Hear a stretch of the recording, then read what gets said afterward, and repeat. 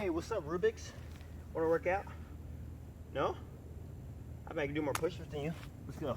1, 2, 3. Bet you can do a handstand. Huh? Bet you can't. Can you? Nope. Can you do a handstand push-up though? No. Oh. What was that? You scared?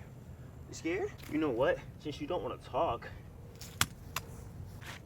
I bet I can solve you though.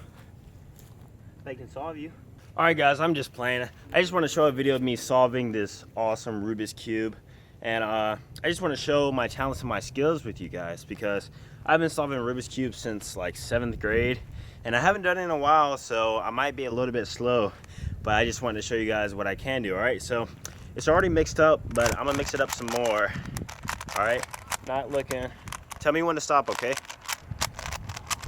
Stop? Okay. Stop right here. All mixed up, all right? Now we're gonna solve it. Calisthenics style. All right, ready? 3, 2, 1, go.